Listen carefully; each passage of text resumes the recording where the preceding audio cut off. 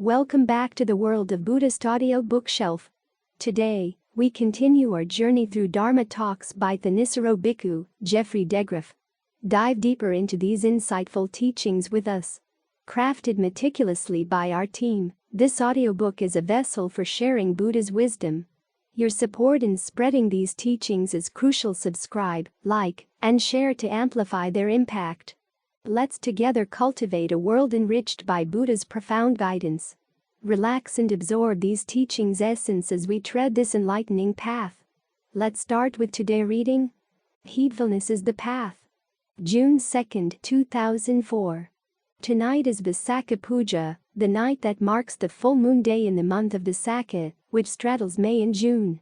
The Buddha was born on the full moon day in Visakha, and 35 years later on the same night he gained awakening, and 45 years after that on the same night he passed away into total nirvana. So we're commemorating a lot of events tonight, and there are a lot of things to keep in mind in connection with those events. But one very useful teaching connected with them comes from the Buddha's last words before he passed away. Obtain completion in the practice through heedfulness. He could have ended his teaching career with some nice platitudes about emptiness or nirvana, but instead he emphasized heedfulness as the essence of the practice, the most essential part of the practice. When you look back through the canon, you find many places where he said that heedfulness is the quality that underlies all the other skillful qualities you develop in the mind. Heedfulness, appamata, can also be translated as vigilance, wariness, non-complacency. In other words, it's the realization that there are genuine dangers in the world, and you have to be careful about them. The most important dangers are the ones you create for yourself. Now, this emphasis on being careful is an interesting thing to think about. It means that our actions really do make a difference. You have to be very careful that you don't do things that pose a real danger to yourself. And because your actions come out of your intentions, you have to look at the qualities in your mind that shape your intentions. Those are the real dangers in life. So, you can't even trust your own mind, or rather, you can't trust everything that comes into the mind, let's put it that way. The question, then, is who can you trust then? It's interesting the Buddha didn't say to trust him or trust his teaching without testing it. In fact, his response to the fact that a sense that there is danger in life and that there are dangers inside your own mind is to give you guidelines on how to test your own mind.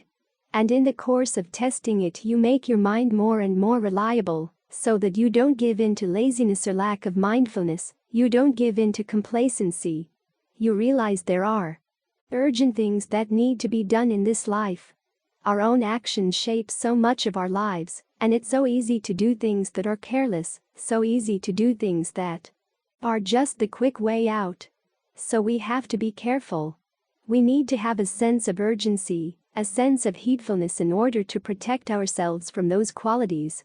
The most disconcerting of all the qualities in the own mind is our own delusion, our tendency to lie to ourselves and to believe our lies. This is not an issue of being deluded about truths that are far away. It concerns very simple things, things close at hand. Many times we're out of touch with our own intentions. We're out of touch with what we are actually doing. We're out of touch with the results of our actions. And it's precisely here in these areas that we can create the most danger for ourselves. We can lie to ourselves about our intentions. When we do something that causes harm, we can lie to ourselves that it wasn't really harmful, or doesn't really matter, or we really didn't do it to begin with. Those are the qualities in the mind you have to watch out for, to be the most careful about, the most heedful about. This is why when the Buddha gave his most basic teachings to his son, he started with precisely this issue. First, being honest with yourself, being truthful to yourself, and then, second, being careful to focus your attention on your intentions, on your actions, and on the result of your actions. He said to look at intention every time you act. What results do you expect from this action? If they're going to be harmful, don't do it. Here the important point is to be very clear that what you're going to do is sure to have consequences. Many times we tend to forget. We do something because we like to do it and would rather not. Think about the consequences. Sometimes we insist that we're not responsible for the consequences. But every time you choose to act, there has to be a purpose, there has to be something you hope to attain by the action, so ask yourself precisely, what do you hope to get out of this? What results do you expect? If their results going to be harmful, don't do the action, don't act on the intention. If they don't seem harmful, then you go ahead and act. While you are acting, you watch to see precisely what results are beginning to come from the action, because many times those results will come right then and there. You don't have to wait until your next lifetime to see the results of your actions. Many of them come up right away. So watch for that. If there are some unexpected harmful results, stop, don't continue with the action. If you find no harmful results, you can go ahead with the action. Then when the action is over, you look for the long-term results. When you've seen something that may have seemed harmless while you were doing it, but it actually did cause harm over time, you consult other people on the practice to make sure your perception is correct. At the very least, get their perspective on the matter so that you're not operating only on your own perspective. Then, when you've seen both from your own and from the perspective of the wise that your action was a mistake, then make up your mind that you're not going to do it again. This applies to your thoughts and your words as well, not just to your physical actions. The same pattern goes all the way through the practice. There are other discourses where the Buddha says to look at the way you relate to sights, sounds, smells, tastes, tactile sensations. If the way you relate is causing harm, then don't relate in that way. Watch what you are doing to see where you're causing harm simply in the way you react to your sensory input. When you're practicing meditation, once you settle into a stage of concentration, step back a bit and see what you're doing in this process of concentration that's still causing a disturbance or placing a burden on the mind. When you catch sight of the perception that's causing the burden, you drop it. In this way, the Buddha teaches us to cut through our delusion by watching precisely these things. What our intentions are, what our actions are, what the results of our actions are, both immediately and long-term. In this way, as we apply this test to our actions and resolve not to repeat any mistakes we've already made, we find that the process of testing ourselves in this way makes us more and more reliable, turns us into people of integrity, people that we can trust. One of the biggest dangers in life is not being able to trust yourself. If you're a good person, as long as things are going comfortably and there are no great disturbances, the Buddha says that that's not enough to know if you are really reliable. But when there are difficult circumstances and you see that you can still maintain your precepts, maintain your integrity, that's when you have a sense that you can begin to trust yourself. Once you can trust yourself, you have an inner standard that helps you know when you can trust other people. When you're choosing a teaching to follow, you can become the best judge of whether the teacher is good or his teaching is good when you yourself become more and more a person of integrity. As the Buddha said, a person of integrity can tell when someone else has integrity or not. People without integrity can't tell. They themselves are used to lying to themselves and believing their own lies, so it's easy for them to lie to themselves about other people. But when people are truthful, when they have that element of integrity inside, they can sense its presence or absence in other people. In this way, you can develop a reliable sense of which teachings are reliable, that you can follow with confidence, and which ones you have to be wary of. So this is what heedfulness teaches us. When the Buddha counsels heedfulness, he's not teaching you simply to be wary and skeptical. He's giving you precise tests for how you can test things, guidelines for how you can test things, so that you can find what within you is reliable. Once you find what's reliable within you, then you can look around to other people you're hoping to learn from and see what's reliable in them. In that way, heedfulness is not simply a wariness, it's a wise way of gauging the different approaches we might possibly use in living our lives. And this is also why heedfulness is the number one basic quality for developing what's skillful within you. To begin with, it gives you a sense of the importance of your actions and of the potential dangers of acting in unskillful ways. Once you have a sense of the dangers and some good guidelines for testing your actions so as to root them out, then you find that you develop more and more integrity as a person. You sense the importance of being skillful in everything you do, say, and think, and that means that you're going to be more careful in what you do, say, and think. It's in this way that the practice achieves completion. Heedfulness is a basic teaching, but as the Buddha pointed out in making it the topic of his very last sentence, it's essential to all the practices we undertake to find true happiness. That's what the story of the Buddha's awakening, the story of his passing away, was all about. The serious search for true happiness, realizing that there are so many forms of happiness out there that seem desirable but are not really reliable, and then looking at the actions that we do in quest of those forms of happiness, to see which ones we can trust and engage in with a sense of confidence, and which ones we have to abandon, to drop. So those were the Buddha's last words, his final recommendation for how to practice in a way that you really do develop a true happiness, a reliable happiness, a happiness that's not dependent on conditions. And to find this happiness, you don't have to look very far. Look at what you're doing. Keep the practice close to the ground. Look at your intentions, look at your actions, look at the results of your actions, and be very truthful to yourself about these three things. If you're truthful right here, then you'll find the truth, and the truth of the deathless will be attainable. Truth is not a quality of statements. Is this statement true? Is that statement true? Ultimate truth is quality of the mind. The mind's truthfulness with itself, its willingness and its ability to admit the truth and to act on the truth. And that's how the truth is found in other ways as well.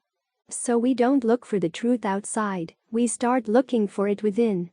Once you gain this touchstone for testing the truth within yourself, then you can recognize it when you see it outside yourself as well.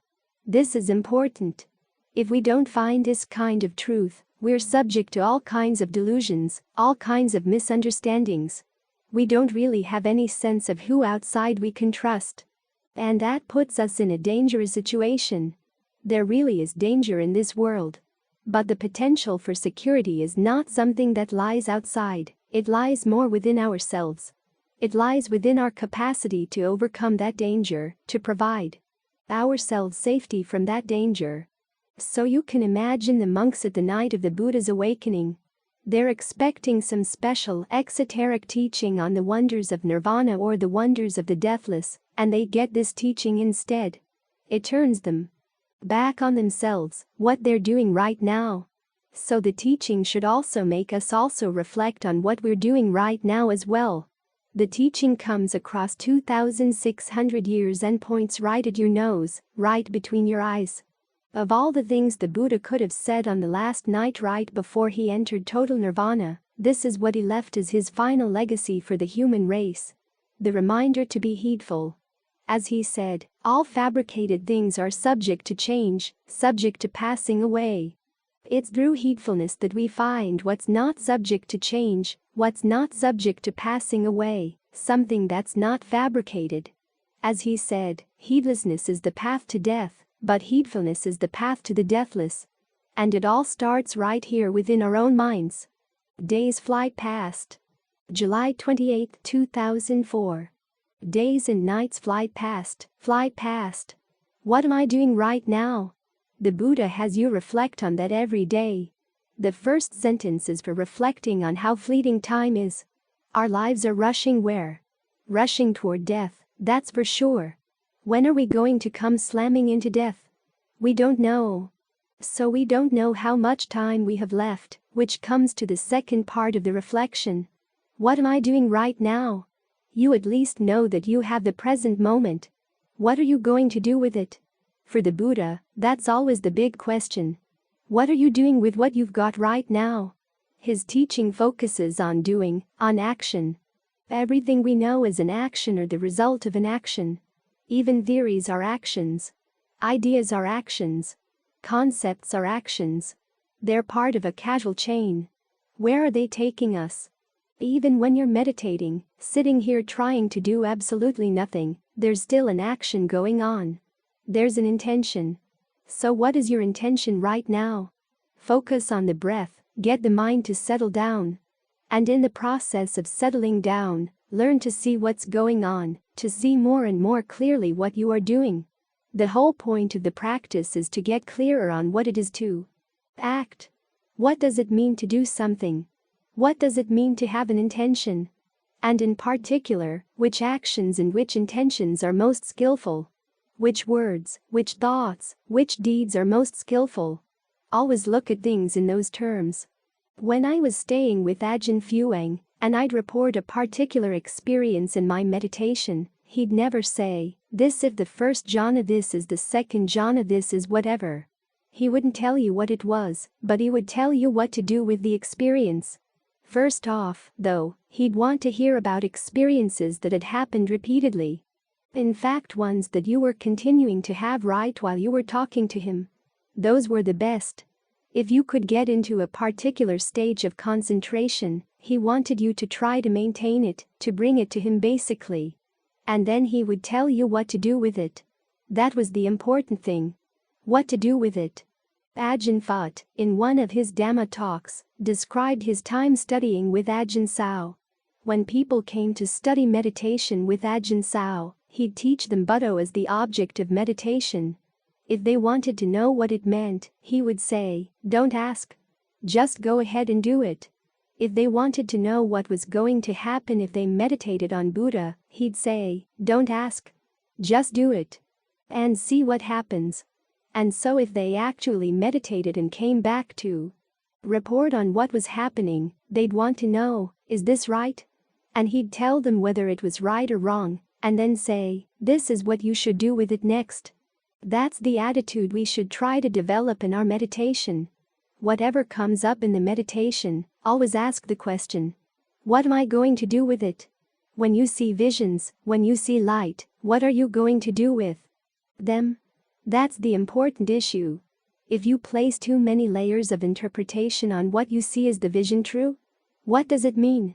You get further and further away from the whole point of the practice, which is to be clear on what you are doing. Oftentimes when an insight comes, the important thing is what happens in the mind right after the insight arises. If there's a sense of pride, "Hey, I've had this insight. I've learned this understanding," you've short-circuited the process. The insight, if it's genuine insight, is supposed to help cut through some defilements, but what we tend to do with it is pile a few more on. So whatever comes up in the practice, ask yourself, "What should I do with this? What is the most skillful way of approaching this so that I can learn some good Dhamma lessons?" And then you let it go. As for what you did in the past, you don't want to carry that around as a burden, but in case there are things in the past that are burdensome to the mind, the best way to deal with them is to try to develop as much goodwill, compassion, appreciation, equanimity as you can in the present moment. Try to make these qualities as limitless as possible. There are many passages in the canon where the Buddha said that these are precisely the qualities of mind that help mitigate memories of past mistakes, and they help mitigate the karmic force of past mistakes as well. You can't totally erase those karmic forces, but you can mitigate them. If you couldn't mitigate them, there would be no way anyone could get out of the cycle. It would just be one endless stream of retribution because we've all got bad things we've done in the past. But again, when memory of that sort of thing comes up in the mind, the question is, what are you going to do with it? The Buddha doesn't advise remorse. He advises developing the proper attitude. 1. Being determined not to repeat the mistake, and then 2. Trying to develop as much limitless goodwill as you can for all beings. Of all the activities that are said to be meritorious, giving, virtue, and the development of goodwill is the most special. Giving and virtue provide their benefits right now and on into the future. But only the development of goodwill can work retroactively, tempering the results of bad actions in the past. The image the Buddha gives is of an enormous river, like the river Ganges. You can put a hunk of salt crystal in the river Ganges and still drink the water. It isn't too salty because there's so much water compared to the salt. But if you were to put that same hunk of salt into a glass of water, you couldn't drink it because the amount of water is so small. In the same way, when you develop an attitude of goodwill without limit for all beings, it helps mitigate the impact of past actions. So there is something you can do in the present moment to mitigate past actions. You can't totally erase them, but you can mitigate their impact. So if that's what's coming up in the mind, memories of past mistakes, develop goodwill.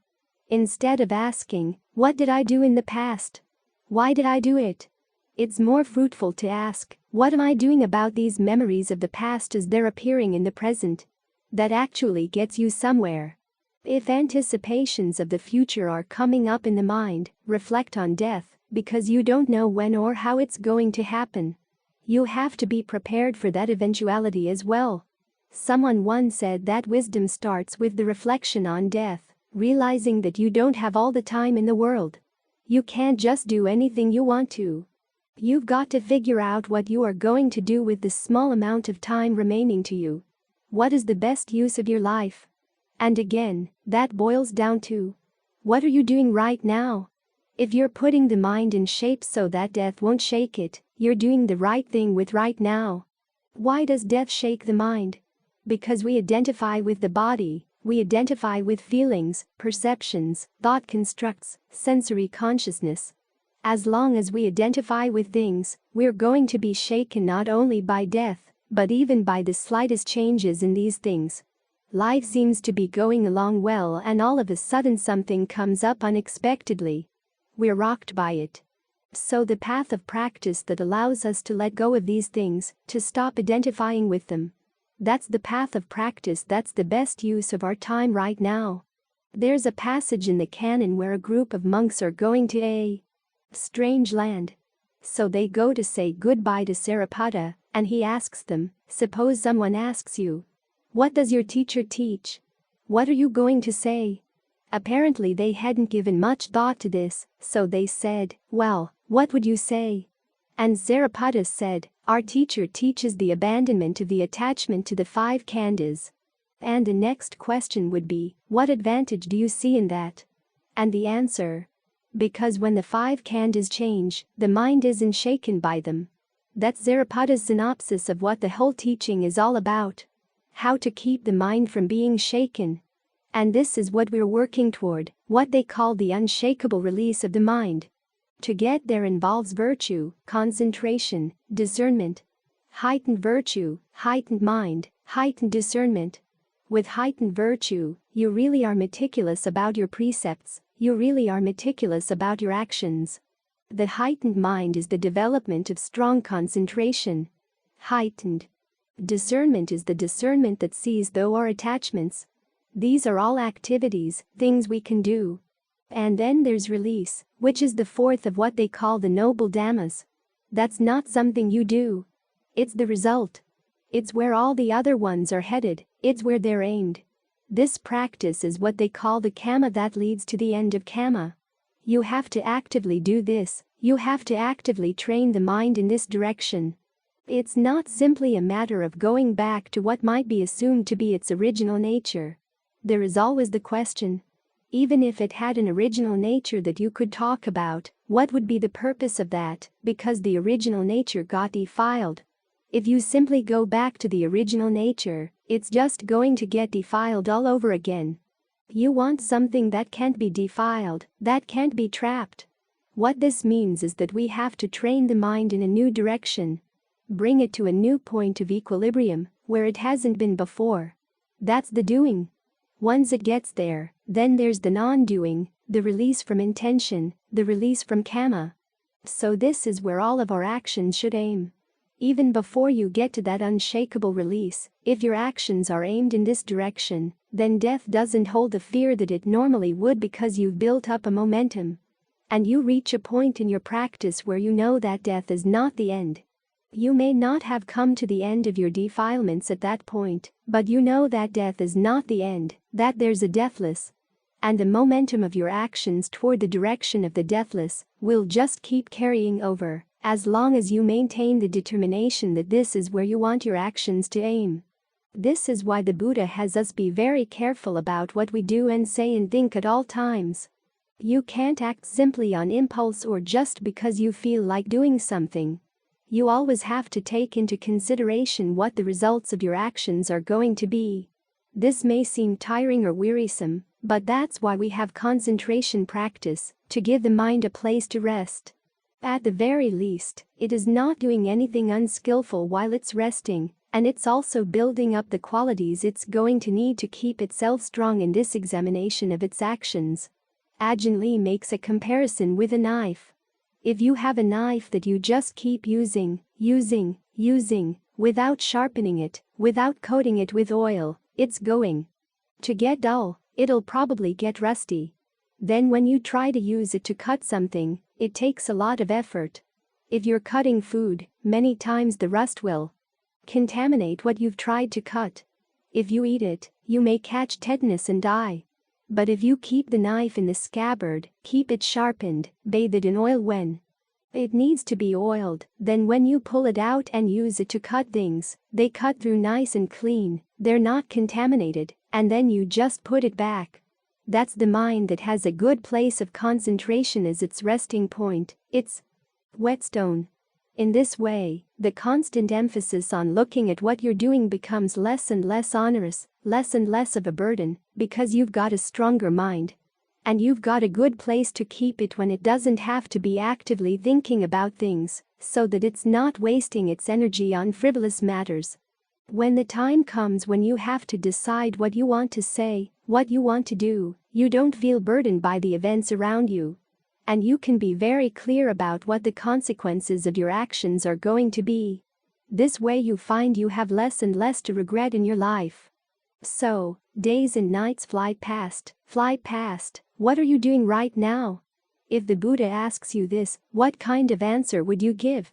If you can say, I'm very carefully watching what I'm doing, saying, and thinking, that's a good answer. It shows that you're heedful. Remember the Buddha's last words. To achieve completion through heedfulness. This is sometimes translated as being diligent or being untiring, or being earnest, but that misses the point. The point is that you've got this power of action, and it's a potential both for great happiness and for great suffering, so you have to be very, very careful. Someone today raised the question of whether Buddhism is life-affirming or not, or world-affirming or not. That's not the issue. For the Buddha, the issue is to be action-affirming. Unlike some teachers who say that everything is predetermined, he affirms the power of your actions. And that's a double-edged sword. So you have to be careful about what you do. You have to test your comprehension of the Dhamma through your actions. And you have to learn how to manage your mind so that the kind of vigilance the Buddha recommends is not a burden. This is why the path basically comes down to three things: virtue, concentration, discernment. Virtue is what keeps you from doing blatant things that are going to be harmful. Concentration is what gives you the strength you need in order to look deeper into the attachments of the mind that cause you to do very subtle harm, so that you can discern how to turn them around. You can develop the powers of your mind so that they can lead to the ultimate happiness. That is what it's all about. Total release, total liberation. As the Buddha said, this is the Kamma that leads to the end of Kamma, the point where the mind is totally free. What is that freedom like? He doesn't describe it. Some people think of nirvana as a place, but he is very clear that there is no place there. He said nirvana is reached from unestablished consciousness, a consciousness that doesn't plant itself in anything at all, neither here, nor there, nor in between. But before you get there, make sure your consciousness is very firmly planted here in the present moment. Because it's around here in the present moment that you're going to find this spot that has no place, no location. It's here. The Buddha gives you the tools to find it, and he tells you that there is something really valuable here. He doesn't describe it in too much detail, partly because it can't be described, partly because the description would just get in the way. He gives you just enough to know the standards you need for judging whether you found it or not. Is it constant? Is it totally free of stress? Is there any sense of attachment to me or mine in there? If it's inconstant, if it's stressful, if there's any attachment to me or mine in there, it can't be what you're looking for. Keep on looking. But it is here. That's the guarantee. So days and nights fly past. What are you doing right now? Try to keep coming up with better and better answers for this question, not in terms of the words you would use to answer the Buddha, but just simply by being very careful about what you do. Because it all comes down to your actions. That's what the teaching is all about. Sowing good seeds. October 2nd, 2004. Focus your attention on the breath. Ask yourself, where do you feel the breath in the body? Where do you feel the energy of the breathing? Sometimes it's at the nose, but sometimes it's not. It's more down in the chest and the abdomen. And if the diaphragm expands, it's not just the diaphragm. Other parts of the body move as well. So, notice where you sense the breathing most clearly and focus your attention there. Try not to tense up around that spot. Allow it to feel comfortable as you breathe in, comfortable as you breathe out. Think of it as a porous sensation. The edges aren't too well defined. If you define the edges very tightly and very precisely, it means you're probably tensing up around it. It's important that you be comfortable with the sensation of breathing. If you're not comfortable with it, the mind is not going to want to stay. Like pushing an inflated ball down under some water. As soon as your grip relaxes just a little bit, the ball comes shooting up out of the water and into the air. The same with the mind. If the mind is uncomfortable with the breath, it's going to shoot away as soon as it can, as soon as you're the least bit careless. So do your best to be on good terms with the breath. After all, it's the energy that's keeping you alive. If you have trouble staying with the breath, you can use a meditation word along with it. The traditional one is Buddho, which means awake. That's the quality of mind you're trying to develop here. A mind that doesn't go off into the dream worlds of future or past, but stays right here with what's happening in the present. Everything in life grows out of the present. All the seeds are planted right here. Just as a seed can determine whether a plant is going to be a mango or an avocado or a weed, in the same way we plant the seeds for our experience right here in the present moment with our intentions. Everything in the world is here in the present moment on a small scale. And the whole purpose of the meditation is to bring the mind into the present moment, so we can see what's going on, so we can make sure that only good seeds get planted. Watching here, we learn how the seeds get planted, how different seeds come to be. There's an awful lot going on in the present, but for the most part we miss it. We sit here and we look and look and look and don't see anything. Just breath coming in, going out, then the mind wandering off someplace, coming back a bit, grabbing a sandwich, then running out again. So we have to learn how to look more carefully, to be as sensitive as possible to what's going on. First with the breath. The more you develop your sensitivity to the breath, the more you begin to open up to other things in the present moment as well. So, learn to be a connoisseur of your breathing. What kind of in-breath feels good right now? What kind of out-breath feels good? How do you conceive of the breathing, and what effect does that have on the sensation of the breathing? If you feel the breath as something in your nose that you've got to pull down into the body, it's going to have one kind of effect on your breathing. If you think of it as something coming in and out the pores of the skin on all sides, that will have another effect on the way you experience the breathing. You begin to see it's not just a physical process you're watching here, there's a mental component as well. But in the beginning, try to keep it as simple as possible. Stay with the breath coming in, going out, focus on that one issue. What rhythm of breathing feels best? What depth of breathing feels best right now? As soon as it starts feeling comfortable, you have to spread that sense of comfort. This doesn't mean you have to push it out. Just allow it to spread, allow it to seep throughout the body. Whatever sense of ease comes with the in-breath and the out-breath, make sure you don't tighten things up in between the breaths. That sense of openness between the breaths can then spread out and fill the whole rest of the body.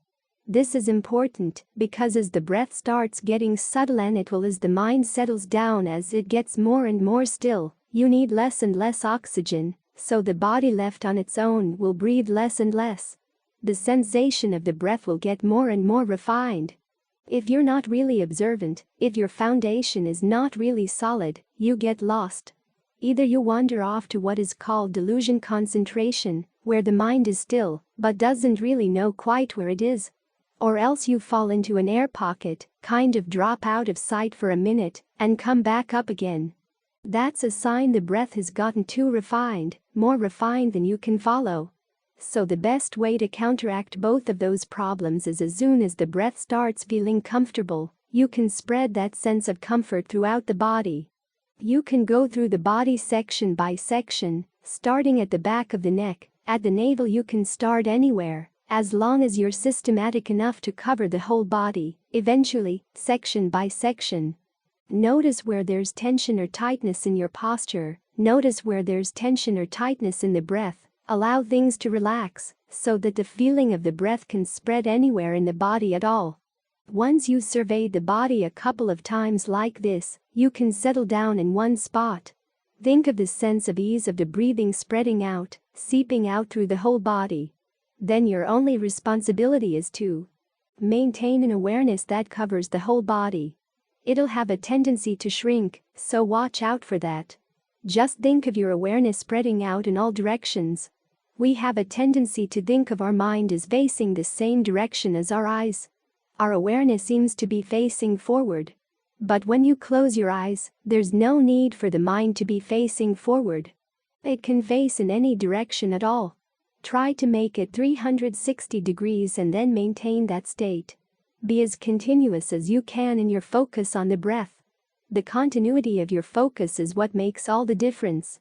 It's like a needle in a record back in the old days when they had records. If the needle stayed in the groove continually, you could actually hear what was on the record. And it sounded nice. If it was music, it sounded like music. If it was speech, it sounded like speech. But if the needle started jumping around, all you'd have was screeches and scratches, and it was a real distraction, painful to listen to. You didn't get anything out of it. Then same holds true when staying with the breath. If you just jump around here, jump around there, you don't get much out of sitting here. But if you stay continually with the breath, all the way through the in-breath, all the way through the space between the breaths, then all the way through the out-breath, continually, it begins to make sense. It begins to have an effect on the body. It begins to have an effect on the mind. So there's nothing much to do. Just stay here in the present moment, stay with the breath. The insight comes as your powers of observation get more and more refined. And then you'll find that there really is a lot going on right here. But in the beginning you want to keep it as simple as possible. If you get bored just staying with the breath, try exploring how different ways of breathing will have an effect on the body, until you can determine what rhythm is best. It's not just a matter of tying the mind down to the breath. You want to explore the breathing process because that develops your powers of sensitivity, and it's through your own sensitivity that you're going to gain discernment. We all read about how Buddhist meditation leads to wisdom and discernment. Well, it's not a matter of programming yourself to see things in a certain way. And it's not a matter of sitting here and waiting for discernment to drop on you out of the sky. The act of trying to be sensitive to the present moment is what develops your powers of discernment. As your powers of discernment get sharper, you start seeing what's actually going on.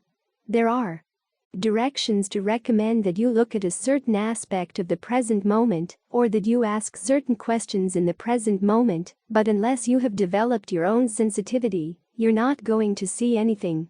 You can convince yourself maybe that you've seen things that you've read in books, but it doesn't really make that much of a difference in how the mind relates to itself, unless you actually see for yourself. A lot of the insights that you're going to gain are uncomfortable truths about yourself, about how you've given into greed, anger, and delusion, when you really knew better, and how you've tried to cover up the evidence. So this is one of the reasons we try to make the breath as comfortable as possible. When the mind has been nourished with a comfortable breath, the body has been nourished with a comfortable breath, you're in a much better mood, much more open to admitting the truth. It doesn't feel so threatening, because you realize at the same time that you're developing the mental qualities you need not to give into to greed, anger, and delusion again. So the insights come not in a threatening way, but with a certain sense of relief. You've gotten past something, You've outgrown a dishonest way of behaving. You don't have to cause yourself that kind of suffering anymore. When you're not causing yourself that kind of suffering, you're not causing other people that kind of suffering either. So the meditation is like a seed. You plant the seed of staying with the breath, of being mindful, being alert, being persistent, and it grows into a greater and greater sensitivity, greater and greater stability, a sense of well-being, clarity, maturity of mind, as you outgrow childish habits. So make sure you're planting a good seed right here. Plant the best seed you can. Tend to it, and it'll grow. Guiding Truths. December 3, 2004. How are you suffering right now? What can you do about it? Those are the questions the Buddha has you ask. Suffering, its cause, its cessation, and the path to its cessation. These are the Buddha's truths, but not his own personal truths. These are the only truths to which he gave the name Ariya Saka, or noble truth. In other words, these are standard all across the board. And all of his teachings are centered on just these issues. We know this, we've heard it many times. The Buddha says that all he teaches is suffering and the end of suffering, yet when you look in the books, there seems to be so much more. People are often tempted to try to create a systematic philosophy out of what the Buddha taught, but all his many teachings are basically different approaches to these two issues. How to understand suffering, how to put an end to it. Any other truth, he said, is a paksika saka, a personal truth. Something that strikes you as true because of the particulars of your experience, but those particulars keep changing. Your idea of what's true out there or true in here can change. But the nature of suffering itself, that doesn't change. There are particulars about how and why you're suffering at a particular moment, but the actual fact of the suffering is something that's standard across the board. And it's an issue that scientists can't answer. They can account for all kinds of things. They can map the brain, see which parts of the brain serve as pain centers, talk about how the nervous system reacts to pain. But the actual experience of pain, how it feels, that's something they can't account for. And so from the Buddha's point of view, a lot of what they have to say is beside the point. The real question is, what is the direct experience of pain, suffering, stress? What causes it? You ask what causes it so that you can put an end to the cause, and thus put an end to the stress. It's almost as if the Buddha's whole life was an experiment. He asked himself, suppose that there is an end to suffering, what would that mean? And he explored all the implications of that hypothesis, and he found that it worked. It led to an actual end of suffering. This is why his truths carry duties or tasks. They're not simple statements about reality, or attempts to describe reality. They're pointers that involve tasks. Whenever any issue comes up in your life, ask yourself, where is the suffering right now? Try to comprehend it. And see that there is a difference, say, between physical pain and the mental suffering that goes along with it. Focus on the mental suffering, for that's the real issue. It's like the watering hole in the middle of a desert or savanna. If you want to see what's living in the savanna, go to the watering hole, for all the animals have to go there in the course of the day. So watch there at the pain, at the suffering, to see what else comes around. See what arises together with the suffering and the pain. That's one of the meanings of samudaya or origination. The things that arise together with the suffering. You'll find that the two important arising togethers are craving and ignorance. Try to identify exactly what craving is happening here right now. You'll find that often it's a craving for a particular type of sensual pleasure, because for most of us that's our only knowledge of how to get away from pain. Go for the sensual pleasure. But when you really look at pleasure, though, what does it have to offer? It comes and goes very quickly. Before you can even catch hold of it, it's gone. As when you have your nose up against a cold window pane and, breathing out, you create fog on the glass. Before you can even determine what shape that little patch of fog takes, it's gone. If you try to catch hold of it, what have you got? You can't catch the fog. All you've got is the tension in the hand that tries to catch hold. In the same way, You think you can catch hold of pleasure, but all you really get is the act of clinging. You cling to the memory of the pleasure, you cling to the anticipation of the pleasure, or you tense up around the pain, the memory, and anticipation of the pain. Such a large part of our lives is centered on trying to run after pleasure, hoping to find it one way or another. In relationships, in things, in positions in society. All these things we do for that little, tiny taste of pleasure. The problem is that it's so little, so tiny, and yet so much work goes into trying to maintain it. This is one of the reasons why we tend to not be very honest with ourselves about what our purpose is, say, in a relationship. If we ask ourselves if the whole relationship was just for that little bit of pleasure, well, an awful lot of effort went into it. And it seems beneath us, unworthy of us, so we deal in all kinds of abstractions to justify what we are pursuing in a particular relationship or in a particular activity. We dress things up in vast, cosmic, or psychological terms. But if you put yourself in a position where you can be honest about it, you begin to realize that there's an awful lot in life that's not worth the effort. All these fleeting pleasures that we chase after. There's not nearly enough reward for all the effort that goes into trying to freeze them, solidify them, to the point where you can actually grasp hold of them. And of course it never really works. It just keeps slipping through your grasp, and what you're left with is the tension of the grasp, the tension of the clutching hand that tries to hold on to these things. That of course leads to more suffering. Only when you can finally look at this and see it for what it is, are you in a position where you can really apply the path. In fact, the seeing of the process is the beginning of the path. You begin to get a little bit of disenchantment with the craving. As long as you're not disenchanted with craving, it's hard to practice the path. It's hard even to get on the path. But seeing the suffering and seeing the problems that come along with it, that's what gets you on the path. Even though you don't yet fully comprehend the suffering, you don't yet totally let go of the craving, at least you begin to see the drawbacks. That in itself is the beginning of right view. From there you develop all the other factors of the path, particularly right concentration, which gives the mind the strength it needs in order to pull away from the craving, to pull out of its old habits. Because the mind needs pleasure, you give it the pleasure of concentration. Once it has the pleasure of concentration, it has a point of comparison from which it can look at all the other pleasures that it's been running after and be really honest about their drawbacks. This honesty is what allows you to let them go. Ultimately, all you have left is the attachment to the path itself, attachment to the pleasure that comes from right concentration, and you work on letting go of that. That's what frees you. And this total freedom was how the Buddha proved to himself that his approach was right. It is possible to put an end to suffering. So these four truths are the only ones you have to take as totally absolute, totally true. Of course, the released mind goes beyond these truths as well. But as long as you're here in the midst of suffering, these are the only ones you have to hold on to trust as being absolutely certain. Whatever other issues may come up in the mind, view them as provisional. They aren't the real issues. No matter how real and insistent they may seem, you have to learn how to put a little question mark next to them.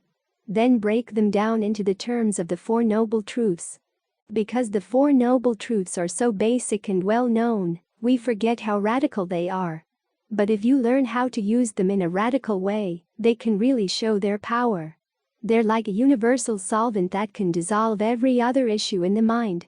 They keep us on the right track, keep us from getting distracted and led astray, weighing our minds down with all sorts of unnecessary theories and questions and ideas and guesswork. They do this by focusing our attention on the immediate issue.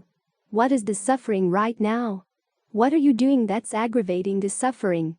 Can you stop? What do you need to do in order to stop? Those are the questions you can apply to any issue at any time. They focus directly on your own experience, the part of your own experience that nobody else can know. This is why the Buddha said the Dhamma is Pakadam, individual. It's universal in its truth, but very individual and very direct in how you're experiencing it right now, which is why the truths are also eco-pertinent, relevant all the time. They're always there to put to use. They're always there to depend on. So don't ever let yourself think that you're left adrift without a compass. When things seem confusing, when things seem chaotic in life, fall back on these truths, and they'll show you the way out. As today's session concludes, we invite ongoing participation. Just as Buddha encouraged sharing his teachings for the greater good, we urge your involvement. Help spread these profound teachings universally by subscribing, liking, and sharing. Your active participation ensures these invaluable insights transcend barriers. Embrace this opportunity to ignite positive change and nurture empathy. We eagerly await your presence in future episodes, joining hands to illuminate minds and foster compassion worldwide.